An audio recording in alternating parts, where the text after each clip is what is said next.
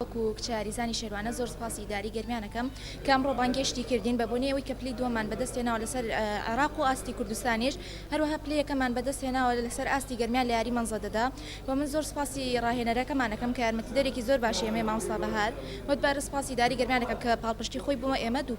کردەوە. من وەکو خوێندکاری زانکۆی گەرمیان و یاریزانی یانەی وەرزشی شێروانە بەشداری لە ماوەی 4 ساڵدا ئەم تیپەماندا مەزراندووە بەشداری چەند بتوڵەیەکمان کردو بەشداری 4 بتوڵەی عالەمیان کردووە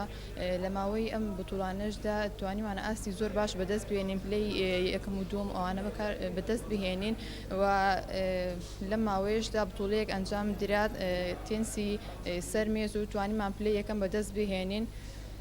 زۆر سوپاسی سەرپەرشتیاری ئیدارەی گەرمیان کاک شێخ جەلالەکەین بە بانگێشکردنی کچان یانەی شێروانە زۆر مەمنونین کە وەکو پشتگیریەک هانی داین بۆ ئەوەی بەردەوام بین و ئێمە تا بتوانین ئاسمان بەرەو پێشتر ئەڕوات و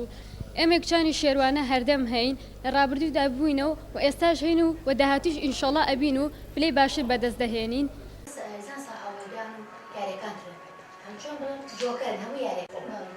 والله مشي تريم اوان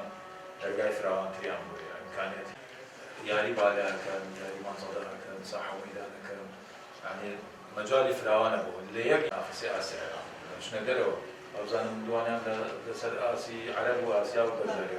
كان اواني كتابه مساحه وميدان بس اوان لاسي بطولي مثلا لبنان بجدارين لقل امالك امانه ثمان شهور زور اما جوازي ما كذول قبل ربع شي تاشو يعني هذا لو السنتات تاع ساعه خدمتي كيفاش انا واتقانا ولا خدمتك انا زعما خلاص ماني كدول انا قايم خامك شي فاهمية فهمتك طبعا خويك شيخ امان يسمى قران اتوقع شانازيه طب شو معنى نسيب دوم اسهل خنكار بمجال تكنيكيه ما شاء الله ان شاء الله ما شروابه